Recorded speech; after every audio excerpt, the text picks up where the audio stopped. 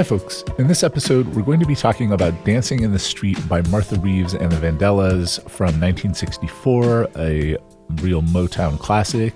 And the reason it's on my mind is that I have been listening to Andrew Hickey's excellent History of Rock Music in 500 Songs podcast, and he has an episode about Heat Wave by Martha Reeves and the Vandellas that also mentions Dancing in the Street. Andrew Hickey chose Heat Wave because it's very important in the development of the Motown sound, and I recognize the wisdom of that choice, but I think Dancing in the Street is a much more interesting piece of music.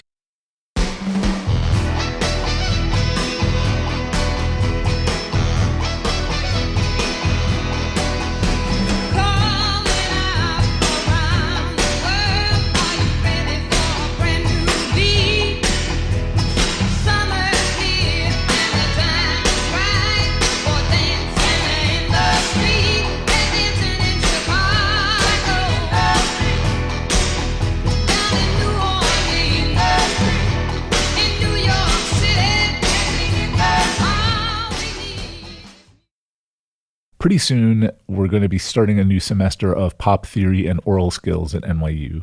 And I like to spend the first day of class just listening through and analyzing some song that brings in like all the big themes we're going to be talking about all semester. And Dancing in the Street is one of these tunes that just, it's got like all the main concepts that I'm going to be teaching about. And so, I think it's a perfect way to kick off the semester. So, why is this song so interesting? Well, Andrew Hickey says that it's an early example of a one-chord groove that, prior to the funk era, songs tended to have a lot of chords in them. And every kind of American popular vernacular music, you have these regular chord changes. There might not be a lot of different chords, like it might just be 1, 4, and 5 going over and over and over again. But, the chords are changing pretty regularly. What starts happening in the late 60s and into the 70s is we start hearing funk songs where there are no chord changes, where, somebody like James Brown or Sly and the Family Stone or Parliament will just sit on one chord for like a long time.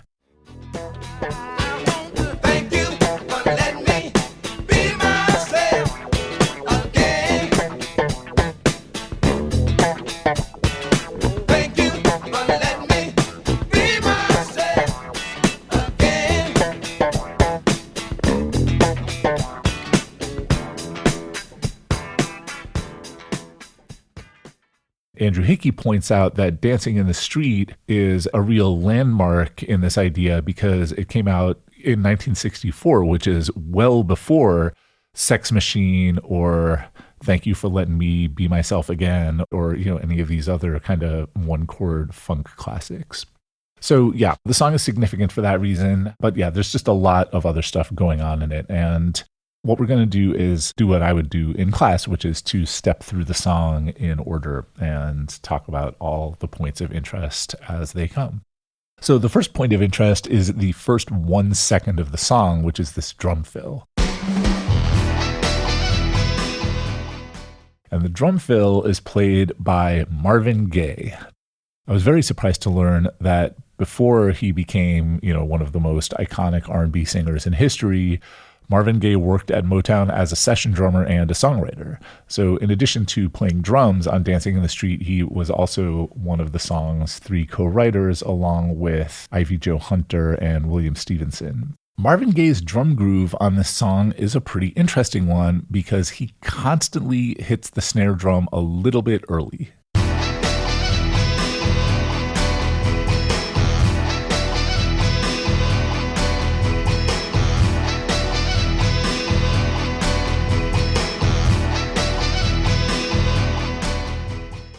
So the snare drums fall on beats 2 and 4, like in most R&B songs and indeed most kinds of Anglo-American popular music. Marvin Gaye hits that snare drum just a little bit before the beat.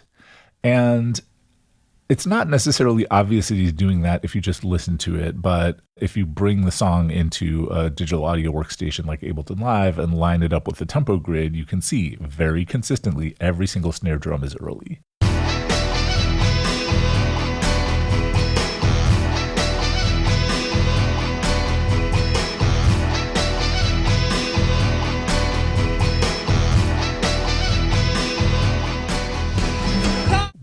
why? Like, can Marvin Gaye just not keep time? Like, is he just not a good drummer? Well, no, Marvin Gaye is a fantastic drummer and has, some of the best time feel of any human being who's ever lived. So what is going on? One answer might be to say that, having the snare drum is like the loudest and most kind of present sound in the entire rhythm track. And by pushing it a little early, Marvin Gaye is, creating this kind of urgency, this intensity. But I actually don't think that that's the main thing that's happening. I think that because the snare drum is so crisp and clear, your ear orients around it and assumes that, oh, that must be like on time. And so everything else feels like it's a little bit late by comparison. And that actually gives the song this laid back feeling. So even though it's, moderately up tempo, it has this very kind of chilled out, laid back feel. And that's a neat trick. Yeah, that you've got this snare drum kind of pushing things forward and then everything else feels like it's laying back by comparison. Yeah, pretty amazing stuff. So this main groove is in E Mixolydian mode, which is like E major, except instead of D sharp, we've got D natural.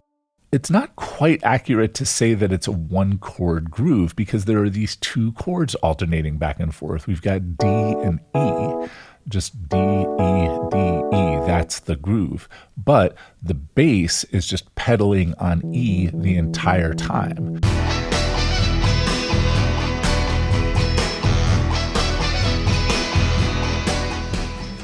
There's two ways you could think about it. One is you could think of it as being a two-chord loop of D and D over this E pedal, or you could think of that D chord as actually being E9 sus4.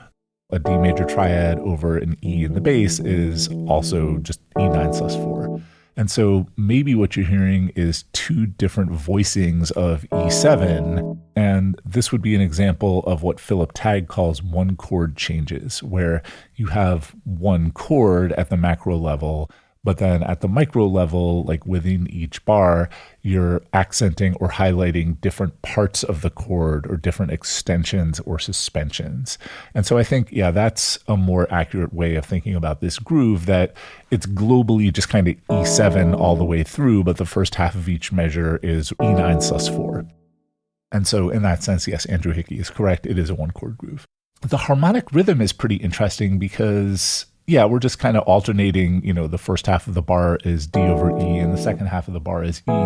But one of the keyboard instruments, I think it's an organ, is hitting the D chord on beat 2 and then hitting the E chord not on beat 4 where you would expect, but a half a beat before that.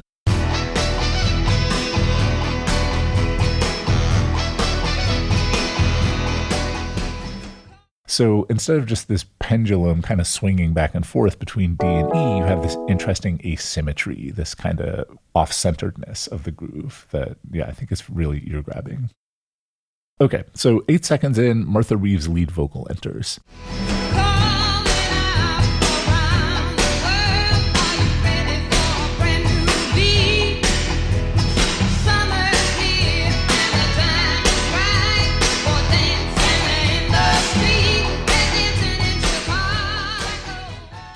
She had just sung like an absolutely perfect first take, but the tape recorder had not been rolling. And so the engineer was like, oh my God, I'm so sorry. Okay, now we're rolling. Please do another one.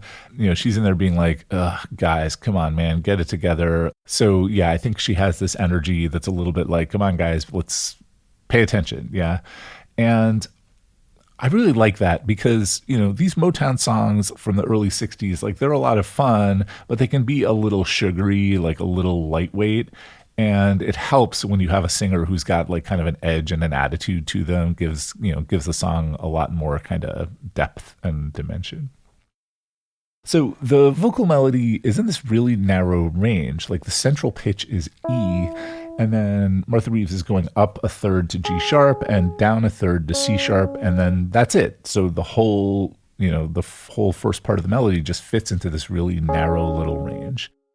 And it does open up as the song goes along, but there's this interesting kind of tension and restraint to it early on. And so as she's listing the different cities, they're dancing in Chicago, down in New Orleans, New York City. Don't forget the Motor City in the second verse. These are all cities with big Black populations. And the song took on this unintended meaning. It was embraced by Black activists and later the Black Panther Party because they heard in it this meaning of, okay, Black people, we're not just going to gather in the streets to dance. We're going to gather in the streets for all kinds of revolutionary activities. And this is something that was very much not intended, by Martha Reeves, who always insisted, no, the song is just about, dancing. But yeah, the meaning of a song belongs as much to the people listening to it as it does to the people who created it. And yeah, it definitely had this symbolic importance as the 60s went on. On the technical music side of things, there is some interesting hypermetrical disruption in that first verse. So the hypermeter is the grouping of measures into these kind of mid-level units. So I'm hearing the song as having 4-bar hypermeter. So like every 4 measures feels like it belongs to this larger unit. So in the first verse, the hypermeasures split up like this. The first one is the lines calling out around the world, are you ready for a brand new beat? The second one is summer's here and the time is right for dancing in the street. They're dancing in shit. And then the third hypermeasure is Chicago, dancing in the street, down in New Orleans, dancing in the street in New York. And then the fourth hypermeasure is city, dancing in the street. All we need is ... But then that hypermeasure, that fourth one, cuts off early. It's only 2 bars long instead of 4. And that's like a mild disruption, but it is at the hypermeter level the equivalent of having an odd length bar, of having like a bar of 2/4 time. Now, nobody is listening to this song counting, yes, each phrase is 4 measures long, and that last one is short, but you do, I think, feel intuitively, something's a little off balance here, like we're moving on to the next idea earlier than we expected. And yeah, this is the kind of subtle sophistication that really makes Motown songs so cool.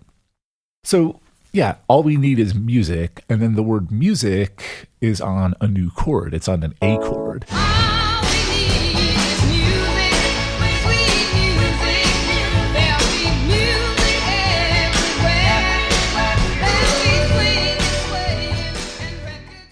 And that's the first real chord change we've heard, if you're not counting, that oscillation between the 2 different voicings of E7 as chord changes. And in fact, it's such a big deal when we hear that A chord that some people will say, we're onto a new song section now, like now we're in the pre-chorus. I don't hear this as like an entirely new section. I think we're still in the verse, but yeah, it is a pretty dramatic shift. And the melody over this chord is very interesting because Martha Reeves sings the word music on F sharp, and F sharp is not a chord tone of A. Like the notes in the A chord are A, C sharp, and E, and conventionally your melody would mainly center on the notes A, C sharp, and E over that chord. But no, Martha Reeves hits that F sharp pretty hard, and she ends the next phrase, sweet music, there'll be music everywhere. She ends that phrase on F sharp too, which really, throws like a highlighter on that note. So F sharp, it's not dissonant against the chord, but it's consonant, but it's not part of the chord. So what is going on here? Because it doesn't sound like Martha Reeves is doing anything strange or jazzy. Like, if you listen to the song, you're probably not thinking, ooh, wow, this melody is so weird. Quite the opposite, yeah? So what's happening here is an example of what David Temperley calls melodic harmonic divorce, meaning the whole song is from some key. All the melody notes and the chords are from some key, but the specific melody notes don't necessarily align with the specific chords. And melodic harmonic divorce is super, super common in pop music. It's one of the main things that makes pop music sound different from classical music. David Temperley points to the blues as kind of a major origin point of melodic harmonic divorce in Anglo-American popular music because in the blues, the relationship between melody and harmony is very, very different from what it is in Western tonal music. And so the blues kind of trained the pop audience's ears to no longer expect the melody notes to align with the chords the way they would in like Mozart or Beethoven. Dancing in the Streets is not a blues song per se, But Martha Reeves definitely has a strongly bluesy sensibility, as do all the Motown people. And you could understand this melody as just all being kind of E major pentatonic for the most part. And then, those pentatonic notes interact with the underlying chords, however they happen to interact. And the result of that is this cool hybrid between, Western European tonal music and the blues. And that's, the sound of Motown. So there's some more interest in the melody over this part. When Martha Reeves sings sweet music, walking down that scale, she's just going down the E major scale from A to E, and she hits the note G sharp on the way down. So that implies this kind of bright, smooth A major seventh sound. But then when she sings "There'll be music everywhere," the first syllable of everywhere is on a G natural, not a G sharp. That is no longer implying A major seventh. That is implying a dominant seventh with that bluesy flat third. And so, it's nice. We've got this contrast between this more kind of Western European sounding A major seventh quality earlier in the line, and then this bluesier A dominant seventh later in the line. Once again, that's Motown combining this kind of European tonal stuff with the blues. Then we go back to the main groove, and there's this lovely backing vocal line from the Vandellas. These Motown vocal arrangements are so hip.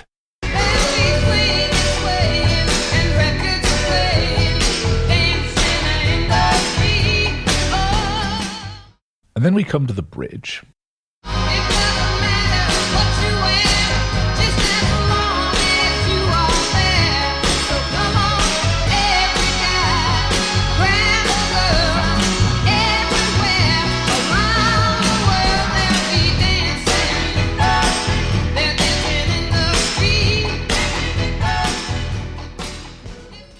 And the bridge starts on this very striking new chord, G sharp 7. This chord is not from the key of E. It has got a note in it, B sharp, that is very dissonant against the context of the key of E. And you might be thinking, B sharp, that's not a real note. There's no such note as B sharp. And on the piano or on the guitar or in the MIDI piano roll, you just use C instead of B sharp. But B sharp and C are not the same note. Historically, they were tuned very differently.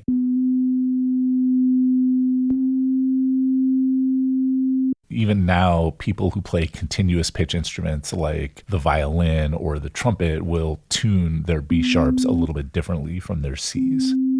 So anyway, what is this chord doing here? Even if you don't know any music theory, this chord will sound, kind of peculiar to you, or at least striking.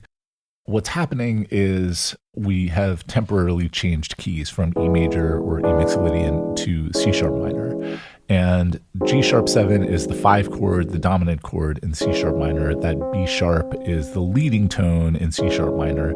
And then the G sharp 7 resolves to a C sharp minor chord. And then you're like, oh, okay, I get it. C sharp minor is the relative minor to E major. They're very closely related. It sounds very kind of logical and obvious to go from E major to C sharp minor. And so this weird outside G sharp 7 chord retroactively makes sense when you hear it resolving to this much more expected C sharp minor chord. And Martha Reeves, by the way, is still singing this same kind of E major pentatonic pitch collection over this key change, and we'll talk about the consequences of that in a bit. So anyway, the bridge continues from C sharp minor to F sharp minor, and that chord is interesting because you might hear it as the 4 chord in C sharp minor, or if you're still thinking in the kind of global key of E major, then it might be the 2 chord. And then from there it goes to B7 sus4 to B7. And that is the 5 chord in E major. So that F sharp minor actually was the 2 chord. And now we've got this 2-5 in E major. And that would bring us back to E, right? That's just a standard Western tonal type of cadence. But that's not what happens. We don't resolve back to E. We resolve to D over E, that E9 sus4, that E mixolydian modal thing. And that is not something that you would get in Mozart or Beethoven. Yeah. What Martha Reeves is singing over this part is very interesting, especially on the line "everywhere around the world."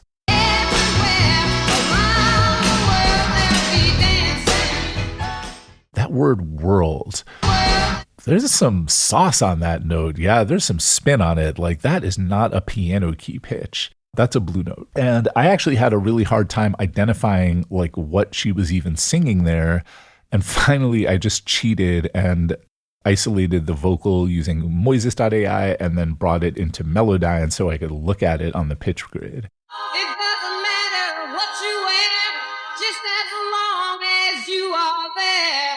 So come on, every guy, grab a girl, everywhere around the world they'll be dancing. That word world, it starts exactly halfway between F sharp and G. It is like right in between there. The second half of the word bends up towards G, but doesn't quite get there. So yeah, that's like a really extraordinary blue note. After that bridge, we got this 4-bar break going into the second verse, which musically is the same as the first. We've got the second bridge, which is the same changes, but Martha Reeves sings a different melody over it with these wider interval jumps. It doesn't matter what you wear, just as long as you are there. So come on, every guy, grab a girl, everywhere around the world they're dancing. Check out the line, "It doesn't matter what you wear." It doesn't matter what you wear, just On the word where, she jumps up to the note C sharp, and she's singing it over that G sharp 7 chord, and C sharp is the fourth of the G sharp 7 chord. And it's not that remarkable to put the fourth of a dominant 7th chord in, but normally what you would want to do is resolve it from there to the third of the chord. But Martha Reeves is not singing a suspended fourth. She does not resolve to B sharp. She just moves on. And that's because she's not really following the chord changes at all. She's just singing this bluesy pentatonic melody, and it just, happens to interact with the underlying chords in this interesting kind of hip way. So this continues on the line, "everywhere around the world." There aren't like blue notes in there. Everything is on the piano keys, but it does have this kind of bluesy melodic shape. So like the word world, she splits it across 2 different notes. The first half of the word is on C sharp. Second half of the word is on G sharp. So she's dropping a fourth in that word. And she's singing that over the B7 chord. So C sharp over the B7 chord is the 9th, and G sharp is the 6th or the 13th. And those are some very hip, jazzy note choices. Like, they're not dissonant, but they're definitely not like part of the chord. And again, you're probably not listening to this and thinking like, ooh, wow, those are some hip, jazzy note choices. It all sounds very natural because there's this global, kind of bluesy, pentatonic feel that, makes the whole melody sound very logical. But yeah, the specific interaction between those melody notes and the underlying chords ends up being pretty hip and pretty surprising. Okay, so then after the second bridge, we go back to the main groove and then we fade out.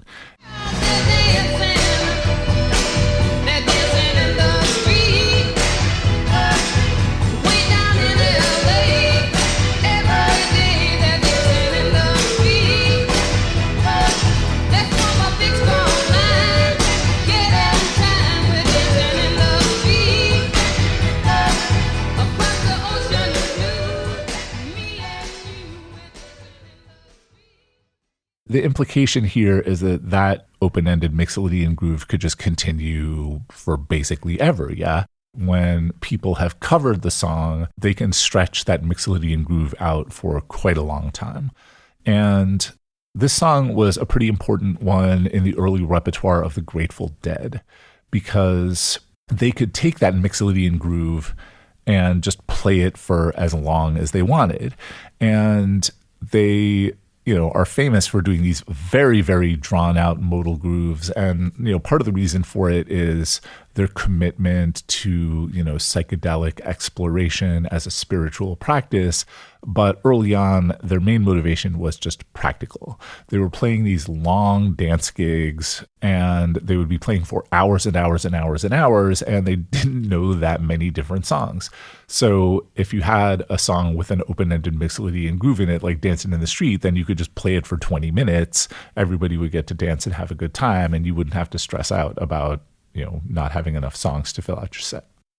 So then in the 70s, the Dead brought the tune back in this kind of goofy disco arrangement that I do not love. I think it's kind of corny, but the mixolydian grooves continued to be a lot of fun in the live version. So, very famously on 5877 from Cornell, they play the song for like a ridiculously long time. And yeah, it's pretty fun, at least until they go back into the actual arrangement, which is pretty rough. But yeah, that's the Grateful Dead for you.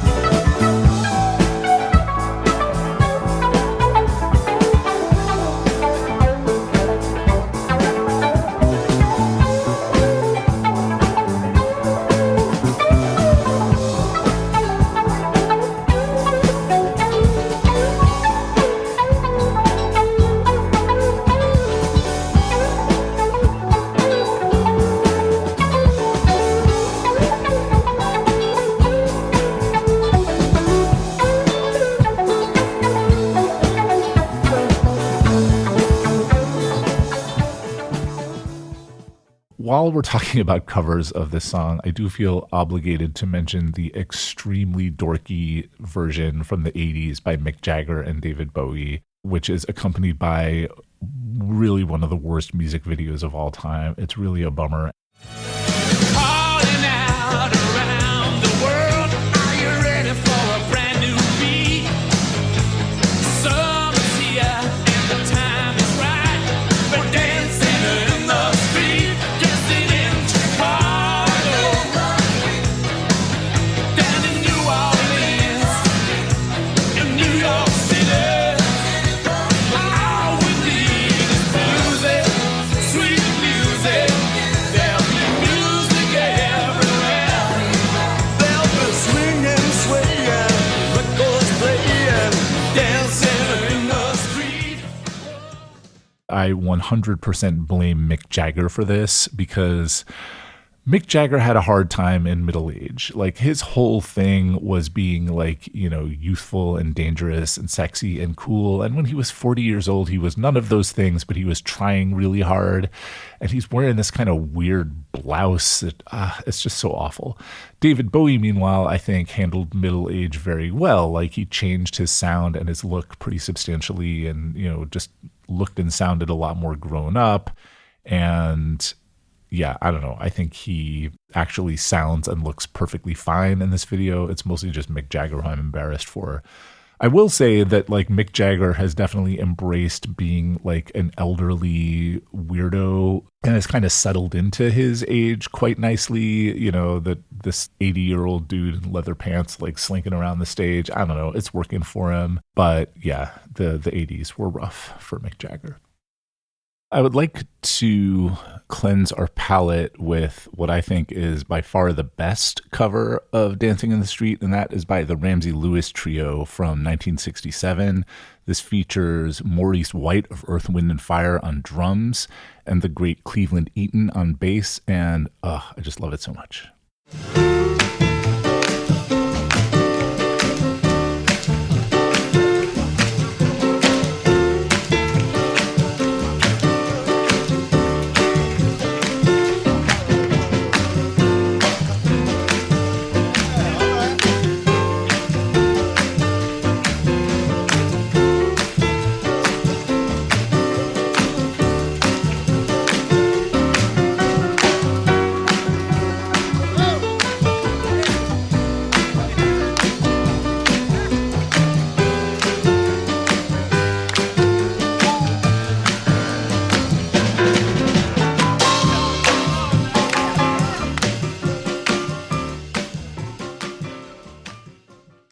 Anyway, I'm mostly interested in Martha Reeves and the Vandellas original recording.